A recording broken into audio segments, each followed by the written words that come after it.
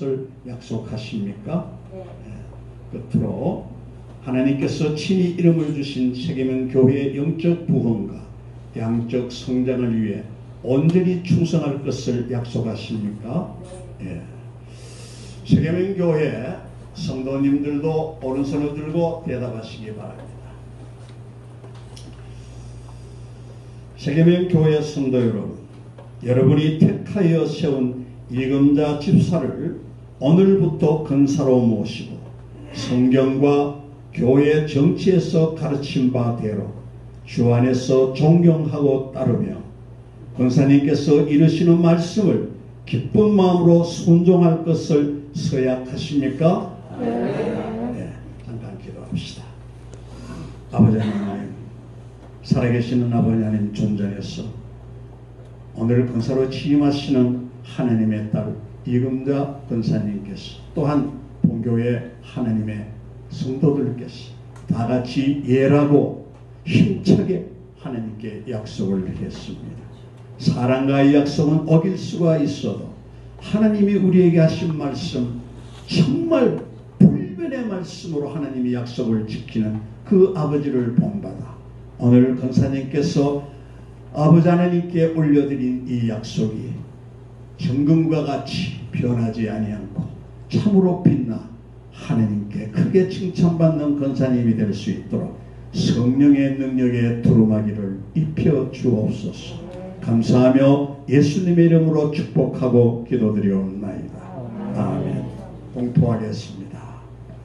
대한예수교 장로회 세계명 교회 담임 목사인 나는 교회의 머리 되시는 예수 그리스도께로부터 받은 직책과 교회의 권위를 가지고 이금자 집사가 2020년 6월 1일자로 권사가 된 것을 성부와 성자와 성령의 이름으로 공포합니다.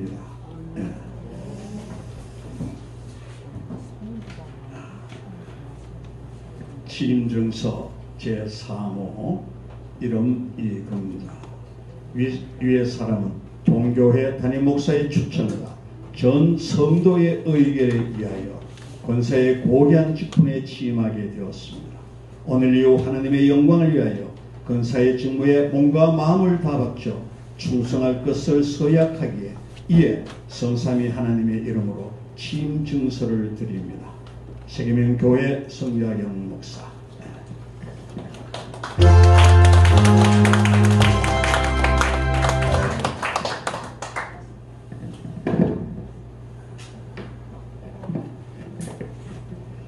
권사 취임패. 기한은 본교회 담임 목사의 추천과 전성우의 의결에 의하여 권사의 고귀한 직분에 취임하게 되었습니다. 이를 진심으로 축하드리며 이 패를 드립니다. 새 계명을 너희에게 주노니 서로 사랑하라. 내가 너희를 사랑한 것 같이 너희도 서로 사랑하라. 이 패는 우리 합동의 합동교회의 총회장 정세영 목사님께서도 축하의 말씀을 보내오셨습니다. 대한예수교 장로회 세계명교회 성자영 목사. 두고 아침에 출근할 때마다 보시면서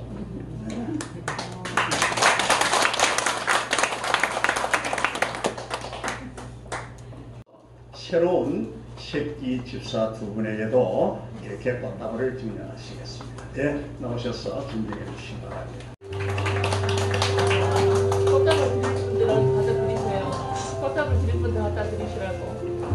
우리 이금자 집사는 마이크 드시고 임직자를 대표해서 감사의 인사를 드리겠습니다.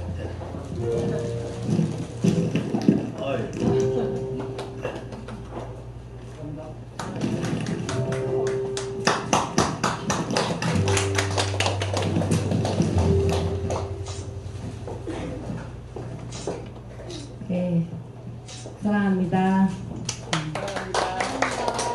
오늘 또 이렇게 저희 임직에 멀리서 부산에서 군산에서 또 각 지역에서 이렇게 참석해 주신 모든 형제 자매 그리고 성도님들 감사드리고요. 또 저희들 항상 지켜봐 주시는 우리 세계명 교회 우리 성도님들 진심으로 또 감사 말씀드립니다. 10년을 넘게 이제 지켜오면서 우리 담임 목사님, 성장인 목사님을 곁에서 이렇게 두고 오면서 정말 참다운 교회를 섬기기를 원하는 분이구나라는 걸 많이 느꼈습니다. 오늘 이 권사 취임을 하면서 더 나아지라는 하나님의 말씀을 받은 것 같고요. 또 제가 사회적으로 또 활발하게 움직여야 하는 직업을 갖고 있기 때문에 때로는 정말 날듯이 뛰어다니는 그런 적도 있지만 이제 하나님이 보시기에 너는 이 세계명을 위해서 또 많은 성도님들을 위해서 많은 교인들을 위해서 일꾼으로 세워주신 줄 믿습니다. 정말 이 세계명 교회에서 없어서는 안 될 그런 어머니 같은 역할을 할 것이고요. 또 많은 어려운 성도님들을 위해서 따뜻한 말 한마디 동행하는 그런 권사가 될 수 있도록 여러분과 약속드리겠습니다. 오늘 진심으로 축하해 주러 오신 정말 많은 분들 감사드립니다. 차후에 또 제가 개인적으로 한 분 한 분 찾아뵈면서 대접해 드리겠습니다. 감사합니다.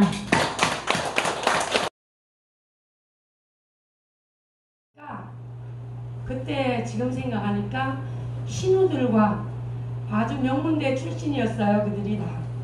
그런데 신우들과 함께 찬양을 부르는데 저는 그게 무엇인지도 몰랐고 성경책을 본 적도 없었습니다. 그래 이제 언니가 시집을 가고 나서 베개를 안고 저 혼자 부른 적도 있었고 부파가 굉장히 시골이었습니다. 구두를 신고 가는데 도저히 신고 갈 수가 없었어요. 그 정도로 시골이었고 그래서 구두 하나가 그냥 그 뒤꿈치가 빠진 그러한 과거의 추억도 있습니다만 그때 제가 처음으로 이렇게 가정집에 모여서 예배드리는 모습을 보게 되었습니다. 그런데 제가 봤을 때 언니는 신앙이 그렇게 좋은 것 같지가 않았습니다. 그냥 믿지 않는 집안에 우상을 섬기는 집에서 그냥 믿는 집으로 그냥 시집을 갔었을 뿐인 것 같습니다. 제가 보기에는. 그러던 어느 날 수십 년이 지나서 제가 결혼을 하고 큰언니로부터 아주 강력한 전도를 받게 되었습니다. 그러니 잠시만 일어나 보세요. 네, 저희 큰언니입니다. 복음의 씨앗은 우리 이금자 권사님이시고요. 그 복음의 씨앗을 결실로 거둔 것은 우리 이금순 권사님이십니다. 제가 이 자리에서 그 자랑을 안 할 수가 없는 것이 저희 어머니 아버지가 80에 하나님을 믿고 천국에 가셨습니다. 이것은 기적 중에 기적이고요. 저희들에게는 가장 큰 아주 공사가 일어났다라고 해도 과언이 아닙니다. 그것은 어떻게 일어났냐면 저희 큰언니가 이 자리에 섰어야 되는데 우리 큰언니를 모르시는 목사님하고 사모님께서 착각하신 것 같습니다. 그래서 그 언니의 새끼가 이 자리에 섰으니까 또한 영광입니다. 언니가 엄마 아버지를 전도하기 위하여 부산에서 강원도까지 5시간 반 버스가 또 거기에서 또 버스를 타고 시골에 가려면 또 1시간 이렇게 했는데 일주일에 한 번씩 5년 6년을 다니시면서 어머니 아버지를 전도하셨습니다. 영광의 박수 한번. 그때 제가 하나님을 믿고 같이 합력하여 선을 이뤘다면 언니가 전도하기가 참 쉬웠을 것을 그렇지 못한 것이 가장 아쉬움으로 남고 저는 부산에서 상당히 많이 이렇게 간증을 하러 다니곤 합니다. 그러나 우리 목사님의 허락을 받아야 하기에 하는 것이 캔슬이 되고 하는데요. 오늘은 그냥 목사님 허락도 받지 않고 왜냐하면 주부가 오지 않았기 때문에 이것을 사진으로 찍어야만이 제가 올 수 있습니다. 그러나 언니의 어떤 취임식 때문에 허락을 받지 않고 그냥 통보를 드리고 이렇게 서게 되었습니다. 그러던 어느 날 저에게도 언니가 복음을 전하시게 된 거예요. 저는 언니를 믿고 정말 부산으로 시집을 갔는데 어느 날 제가 아기를 키우고 있는 와중에 새벽에 3시쯤에 돼서 전화 한 통화를 받게 됩니다. 그것은 파출소였습니다. 저희 집에서 상당히 먼 거리였는데요. 저희 언니도 그때는 신앙이었고 저를 점쟁이 집에 하루에 2번, 3번 끌고 다니는 무렵이었습니다. 그때는 제가 머리가 크지 않아서 언니가 뭐라 하면 말을 잘 들었죠. 파출소에서 뭐라고 했냐면 언니가 핸디바람으로 파출소에 잡혀가 있다는 거예요. 그때 이제 귀신이 들렸었는 것 같습니다. 그래서 아무것도 생각이 안 나는데 동생 전화번호만 알고 있더라고. 그래서 저희 남편과 택시를 타고 달려갔더니 보재기로 하나 이렇게 앞에를 덮고 앉아 계신 거였습니다. 그때 친구가 언니에게 강력하게 전도를 했던 그러한 얘기를 제가 언니로부터 들었습니다. 그래서 저도 모르게 이렇게 얘기했습니다. 언니, 하나님을 믿으면 귀신이 쫓겨나간대. 언니는 친구가 전도하니까 한번 가보지.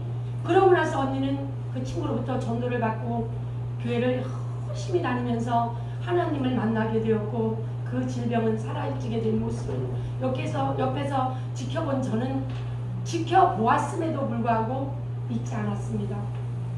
언니는 열정적으로 하나님을 믿고 있는데 저는 절복을 입고 그 어린 나이에 하얀 와이셔츠를 입고 4월 초 8일이면 세절을 밟곤 했었습니다. 그리고 점쟁이 집에 하루에 5만 원씩이나 들고 4군데를 밟으면서 너무나도 재미있게 보내고 있을 무렵에 언니로부터 전도를 계속적으로 받는데 저희 가정이 온화했던 가정이 평온했던 가정이 이혼이라는 상처로 제가 남게 되었습니다. 그때 언니는 아무 말씀도 하지 않았습니다. 아까 들은 얘기인데요. 은자는 이혼을 해야 하나님께로 돌아온다는 하나님의 메시지를 받았다고 합니다. 제가 이혼을 한다고 할 때도 언니는 아무 말씀도 하지 않았습니다. 이혼하는 것이 오히려 하나님을 만나는 것보다 낫다라는 것을 이미 간파했기 때문이라는 것을 알게 되었습니다. 그리고 언니가 나를 전도하러 오면 방에 불을 끄고 창문으로 내다봤습니다. 그러던 어느 날 언니는 문을 잡고 기도하고 그냥 돌아가곤 했습니다. 그러기를 13년이 지나면서 제가 정말 물질도 다 잃었고 가정도 잃었고 저에게는 유방암이 찾아왔을 때 그때 천부여 손 들고 옵니다라고 말씀을 귀에 생생하게 듣게 되었습니다. 언니, 나 교회 갈게요 라고 하고 그게 20년 전이었습니다. 20년 전에 하나님을 만나고 너무나도 기뻤고 두려움이 없고 너무나도 담대했습니다. 저는 어릴 때 사남 3녀의 막내로 자라면서 아버지가 지게에다 지고 저녁에 올라가시면 새벽까지 우상 앞에서 두 손을 모아서 밥을 해놓고 빌고 나는 그런 가정에서 자랐고 아버지가 소지를 올리면 그것이 자식들이 잘 올라갈 때까지 새벽까지 올리는 모습을 보게 되고 자란지라 그 우상이 무엇인데 그거를 떨쳐버리는 것이 참 어려웠습니다. 그때 이제 교회를 갔는데 처음에 갔는데 뭐라고 하시냐면 그분이 장로님이셨는데요. 저보고 이렇게 얘기했어요. 불교는 어느 나라에서 처음에 숭배됐습니까? 라고 물으셨습니다. 경제학 박사셨는데요. 그래서 제가 이렇게 말씀드렸습니다. 불교지요? 잘난 척했습니다. 불교지요? 맞습니다. 근데 지금 인도는 뭐 믿고 있습니까? 라고 물었습니다. 그거야 힌두교지요? 입으로는 잘하시네요. 이렇게 얘기했습니다. 그때 제 뒤에서 망치도 아닌 집 부수는 무한마가 내 뒤통수를 쳤습니다. 그리고 3시간 반을 울고 나니까 원탁이 그냥 완전히 한강이었습니다. 그때 하나님을 만나고 지금까지 하나님 얘기만 나오면 눈물이 글썽글썽 하고 납니다. 나의 죄 때문에 십자가에 생으로 달려서 돌아가신 그것을 생각했을 때 무엇과 안 바꾸겠습니까, 여러분? 그때부터 제가 전도관이 된 것이 아니라 그때는 누구에게 전할 때도 말씀을 몰랐기 때문에 전하는 것이 그렇게 생생하게 전해지지는 않았습니다. 그러던 어느 날 제가 유방암이 왔을 때 언니는 뭐라고 하셨냐면, 동생이 유방암이라고 하면 아이고 짜로 큰일 났다라고 얘기해야 되지 않습니까? 그러나 뭐라고 했냐면, 너는 몽둥이로 맞을 거 해초리 들었다고 하나님께서, 그러니 너는 정신 차리라고 이렇게 말씀하시거든요. 어디론가 수술하는 그날도 나타나지 않고는 기도하러 가셨나 봐요. 그런데 이 팔까지 다 드러낸다고 했던 것이 언니가 일주일 기도하고 나서 그것이 다 녹아버렸습니다. 아멘. 제가 수술대에 실려가는데, 들거에 실려가는데 언니도 모르십니다. 우리 오빠도 모르십니다. 주님께서 이렇게 말씀하셨습니다. 딸아, 너는 내 것이라. 내가 너를 치매와요. 두려워 말라. 너는 내 것이라고 말씀하셨습니다. 너를 푸른 초장으로 인도할 것이다. 그리고는 나에게, 강력한 나에게 침대에 놓아놓고 성경 말씀을 이렇게 하셔서 그 성경 한 권을 제가 다 먹게 되었습니다. 그래서 말씀으로 무장시키셨던 우리 주님, 너무나도 감사해서 정말 무엇과도 바꿀 수가 없어서 때를 어떤지 물었던지 그 자가 나를 핍박하던지 전하고 있습니다. 오늘 송년아씨 집사님 되신 분 제가 15년 전에 전했던 자입니다. 그리고 어제 저녁에 문자가 왔습니다. 당신이 전도해서 내가 목사의 안수를 받는다. 정말 때를 어떤지 물었던지 뿌리기만 하면 거두시는 우리 주님, 너무나도 감사를 드립니다. 또 저희 오빠가 지금 벌써 3년이 되었나 2년이 되었나 믿지 않는 오빠가 또 한 분이 계셨습니다. 그러나 그 오빠가 등에 뼈가 부러지면서 병원에 들어가시고는 도저히 나을 수가 없고 그 길로 천국을 가셨는데요. 하나님이 빨리 가라는 메시지를 주셨습니다. 그래서 160km, 180km를 밟고 와보니 오빠가 동생을 못 알아보는 거였습니다. 정말 너무나도 더운 여름이었습니다. 귀에다 대고 오빠라고 불러봤지만 부담이었습니다. 오빠 귀는 살아있지 않냐고, 응답할 수는 없지만 귀는 살아있지 않느냐고 귀에다 대고 2시간을 기도했더니 오빠가 그 병실에 5인승에서 주여라고 외치면서, 저는 그때 마지막까지 복음을 전해야 되는 정말 느꼈습니다. 그리고 일주일에 오빠가 돌아가셨는데 저에게는 기쁨이 찾아왔습니다. 너무나도 기뻤습니다. 그런데 초상날이었습니다. 저는 또 믿지 않는 오빠가 또 한 분 있습니다. 그 오빠가 돌아가셔서 초상에 갔는데 제가 차에서 딱 내리는데 따위를 막 있는 대로 세게 올려붙이는 거였습니다. 저는 몰랐습니다. 영문을 몰랐습니다. 그 사탄의 농간이었습니다. 그런데 큰언니가 이렇게 말했습니다. 이제 마지막으로 우리 가족인 사탄이가 떠나가니 네가 이해를 하라고 했습니다.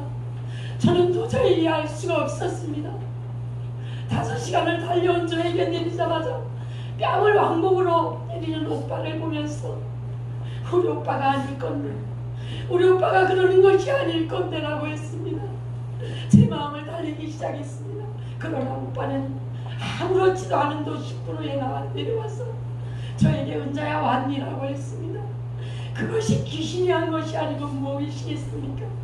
저는 귀신의 정체를 너무나도 잘 알기에 이해하는 것이 아니라 그 차원을 넘어서 용서하고도 남음이 있습니다. 용서를 하면 내 마음이 편해지고 내 마음이 기쁨으로 차서 내가 기뻐서 남을 기쁘게 할 수 있음을 너무나도 많은 체험을 했습니다. 우리 또 저쪽에 정영순 우리 성도님 오셨습니다. 10년 전에 전도해서 목 놓아 울었습니다. 그런데 또 주님을 떠났습니다. 그런데 이번에 우리 금나 권사님의 취임식에 오셔서 이렇게 함께 같이 했습니다. 하나님은 한 영혼이 돌아올 때 기뻐 춤춤을 저는 알기에 어떠한 어려움도 어떤 환난도 어떠한 핍박도 이겨낼 수가 있었습니다. 그 영혼이 주께로만 돌아온다라면 나에게 상처를 주는 그 말이 어떻습니까? 아무 상관이 없습니다.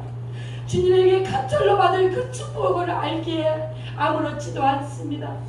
한 영혼 한 영혼 이렇게 전도할 때마다 저에게 있던 질병은 사라지고 너무나도 영육간의 강건함으로 하나님께서 바꿔주시기 시작하시는 모습을 저는 보았고, 지금 건강 진단을 받으면 암세포는 흔적도 없이 사라져서 보험료를 구했습니다. 아멘. 그리고 사랑하는 남편, 제가 20년 전에 재혼을 했습니다. 남녀 호랑교 출신이었습니다. 하루에 술을 5병, 낚시 가면 담배를 7갑 피웠습니다. 그리고 제가 잠을 자고 있으면 술을 먹고 들어와서 드라이기로 제 머리통을 때리면 혹같이 불어났습니다. 저는 또 마귀의 정체라고 이해하기 시작했습니다. 그러던 어느 날 저희 남편이 이렇게 말했습니다. 내가 술 끄는 거 아느냐고 말했습니다. 내가 담배 끄는 거 아느냐고 말했습니다. 너무나도 어려움이 있어도 또한 이혼을 할 수가 없었습니다.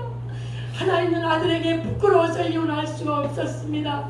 분명 나는 하나님이 지켜주실 거야. 나는 분명 하나님이 나를 보호하실 거야. 우리 남편을 전도하면 나를 분명 하나님 들어 쓰실 거야 라고 굳게 믿고 있었습니다. 그런데 하나님 이렇게 말씀하셨습니다. 딸아, 저 영혼 내가 살아간다. 저 영혼을 어떻게 할 거냐고 물었습니다. 그때 하나님, 나는 도저히 참을 수도 없고 인내심도 없습니다 라고 할 때, 내게 능력 주시는 자 안에서 내가 모든 것을 할 수 있다라고 말씀을 전달해 주셨고 전해 주셨습니다. 그리고 아버지 하나님께서 이렇게 말씀하셨습니다. 이사야 41장 10절에 두려워 말라, 내가 너와 함께함이라. 놀라지 말라, 나는 내 하나님의 님이라고 말씀하셨고, 내가 너를 의로운 오른손으로 붙든다고 하셨습니다. 하나님 왼손도 아니고 오른손으로 붙들어 주신다고요. 힘 있는 손으로 붙들어 주신다고 말씀하셨습니다. 그리고 믿고 기도하고 구한 것은 받은 줄로 알라고 하셨어요. 저는 한치의 의심 없이 기도하며 이 자리까지 20년을 왔습니다. 그러던 어느 날 정말 아들은 너무나도 멋지게 자라주었고 착하게 자라주었고 하나님께 맡길 수밖에 없었습니다. 이렇게 얘기합니다. 조금 자랑할까요? 우리 아들이 잘생겼습니다. 잘생겼는데요, 저는 사람들이 그래요. 잘생겼네라고 하면 저는 모르겠습니다. 매일 봐서 잘생겼는지. 그러나 마음만은 너무나도 착합니다라고 얘기합니다. 그런데 이혼한 남편으로부터 어느 날 이렇게 문자가 한번 왔습니다. 내가 아들을 만나보니 혼자서 키운 네가 너무나도 잘 키워서 고맙다라고. 나는 그 말 한마디밖에 할 수가 없다. 그래서 제가 이렇게 답했습니다. 제가 키운 것이 아니라 하나님께서 잠언서의 말씀을 가지고 키워주셨다라고. 동서남북에서 불꽃 같은 눈동자로 지켜주셨다라고. 그리고 돕는 매필, 서로 사랑하는 매필을 만나게 해주실 거라고 나는 특별히 믿고 있다라고 이렇게 문자를 넣습니다. 그런데 하나님께서 너무나도 멋진 매필을 만나게 해주셨습니다. 아마 내년에 봄이면 결혼할 것 같습니다. 우리 부모에게는 자녀들에게 기도할 수 있는 축복권을 허락하신 우리 하나님 아버지, 또 우리 형제들을 이렇게 우뚝 세워서 하늘나라 확장하는데 일익을 감당하게 하신 우리 하나님, 우리 이금자 권사님을 우리 세계명교회에 뿌리 내려서 믿음의 반석 위에 우뚝 세워주신 우리 하나님, 또 목사님, 권사님, 성도 여러분, 너무나도 감사를 드립니다. 환경이 받쳐주셨고 여러분의 사랑이 받쳐주셨고 우리 목사님의 눈물의 기도가 받쳐주셨고 우리 사모님의 너그러운 마음이 분명히 받침대 역할이 되었으리라 저는 믿습니다. 한 영혼을 세우는 데는 정말 목숨을 다해야 된다는 것을 이미 저는 전도를 하면서 체험을 했고 요번에 우리 교회 대축제가 있었습니다. 총동원 전도 축제에 우리 전념자 집사님과 함께 합력해서 14명을 모시고 갔습니다. 그러나 그들이 다 뿌리를 내릴 수는 없지만 언젠가는 우리 하나님이 그들의 어떤 승리를 통해서 때에 따라서는 환란을 통해서 또한 불러주실 줄로 믿습니다. 그러기 위해서는 한 사람과 60번의 식사를 한 적도 있었고요. 그들이 핍박올 때마다 미소를 지으며 하얀 이를 드러내며 웃을 때도 있었습니다. 그러나 그때 하나님은 저에게 귀전에 말씀하십니다. 딸아, 네 마음 내가 다 안다라고, 내가 너를 축복해 줄 거라고, 네 자녀들이 정말 잘 될 거라고 하나님 위로하십니다. 꿈속에서 말씀하시고 말씀으로 저에게 퍼부어주시고 때에 따라서는 감동으로 저를 사로잡아 주십니다. 우리 한 영혼을 세우기 위해서는 저는 이렇게 얘기할 수 있습니다. 단전에 있는 창자가 내 목구멍에 올라왔다 내려갔다 해야만이 한 영혼을 살릴 수 있다라고, 그 영혼을 섬길 수 있다라고 우리 전념자 집사님 79세십니다.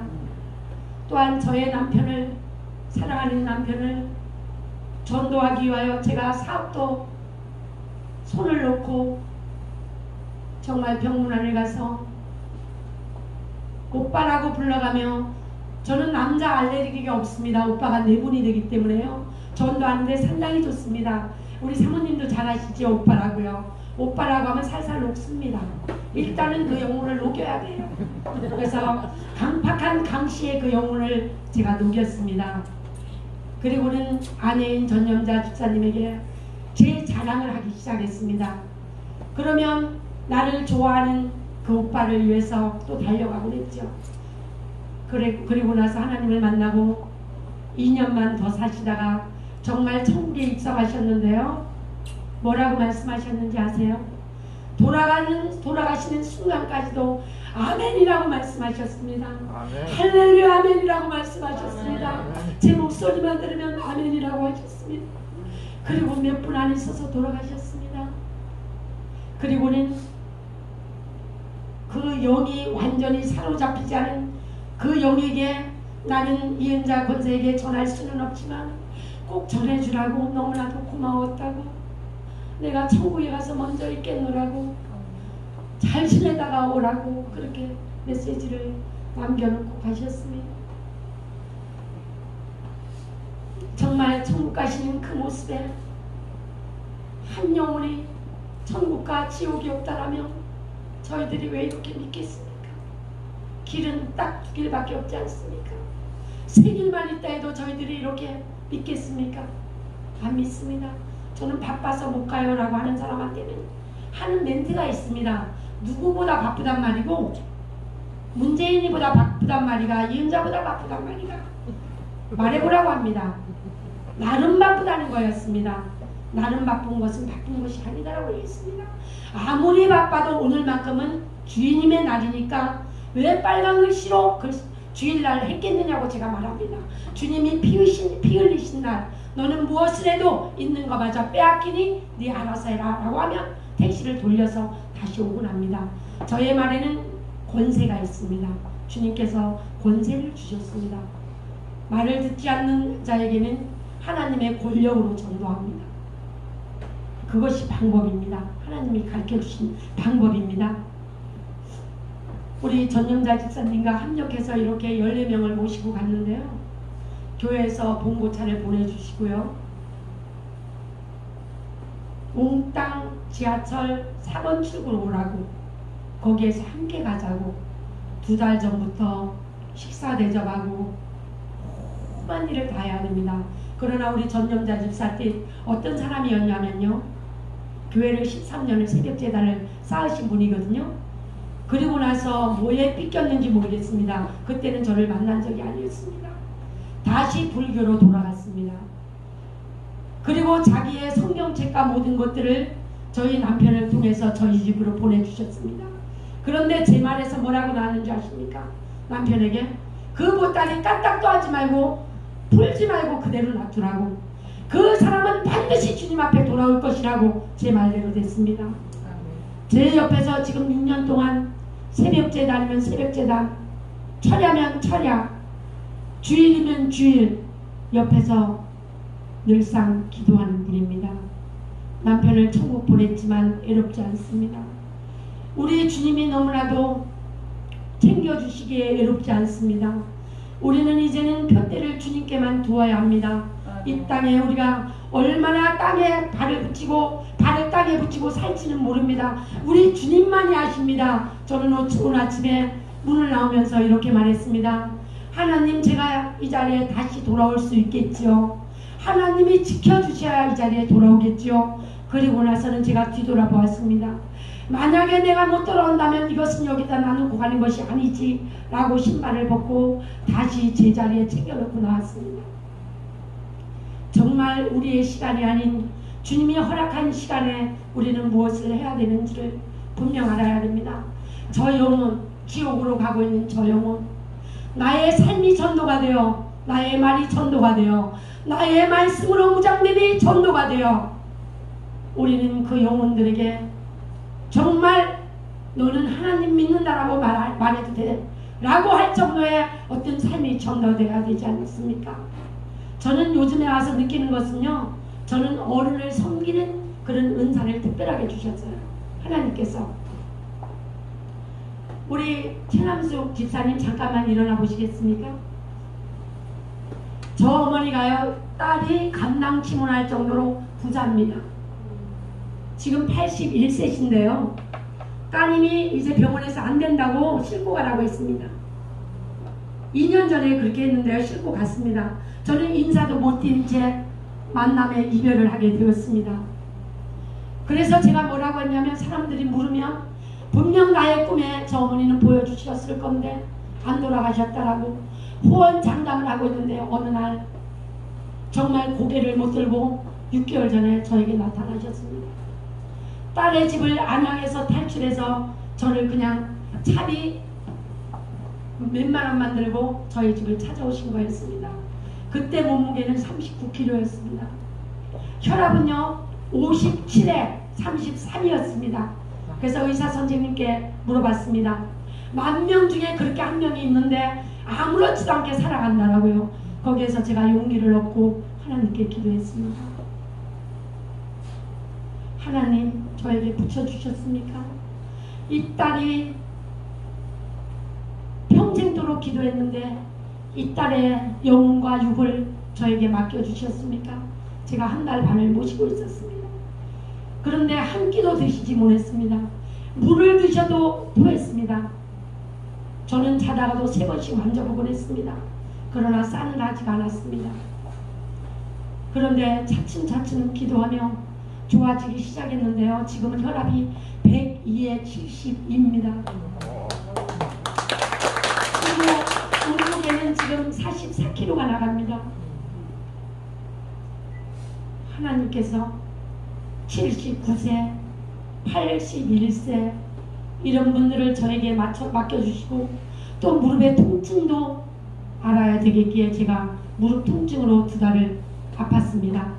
그때 하나님께 물었습니다. 제가 무릎이 고장날 나이가 아니지 않습니까? 하나님, 네 옆에 있는 전염자가 무릎이 아프지 않니? 네가 체험해야 된다고 말씀하셨습니다. 정말 무릎 아픈 건 너무나도 고통스럽습니다. 정말로 너무나도 고통스럽습니다. 그것을 체험하게 하신 우리 주님께 너무나도 감사를 드립니다. 왜 이렇게 우리 영혼들을 갈급해야 하고 힘이 들어야 하고 아파야 하는지요? 그 아픔을 이길 수 있는 것은 성령 충만입니다. 아멘. 말씀으로 무장입니다. 아멘. 그래야만이 내가 아파야만이 주님과 내가 바뀌어서 한번 입장을 역지사지로 바꿔놓는다면 그까지 무릎 아픈 것 가지고 우리가 아프다고 할 수 있습니까? 유방 하나 드러낸다고 그것 갖고 암이라고 얘기할 수 있습니까? 저는 그렇지 않다라고 봅니다. 하나님, 나의 유방암을 깨끗이 상처를 치유하셔서 저를 간증자로 써주시옵소서. 라고 날마다 기도했고, 정말 철없는 남편과 제가 살지만 다툴 때가 굉장히 많습니다. 저는 기회를 구합니다. 구하는 자에게는 하나님께서 주시기 때문에 어떤 때는 이렇게 얘기합니다. 저에게 사람들이 저렇게 똑똑해서 옆에 사람이 붙어 있겠어? 이렇게 얘기합니다. 그러나 본인들은 구하지 않아서 똑똑한 것이 없고 지혜가 없다는 것입니다. 아멘. 부족하면서도 구하지 않는 것은 무엇이에요? 자기에게 말하는 것을 자기가 듣지 못하는 것은 무엇입니까? 남에게 충고를 하는 것도 내가 듣고 깨우쳐야 되는 것이 우리가 지혜가 아니겠습니까? 살아가면서 우리 하나님께서 주시는 지혜는 얼마나 내가 살아가는데 윤활유 역할을 하는지 모르겠습니다. 스치는 인연도 소중하게 여겨야 되고, 정말 나에게 붙여주시고 함께하게 하신 그 옆사람을 너무나도 소중히 여기셔야 돼요. 옆사람 한번 보시겠어요?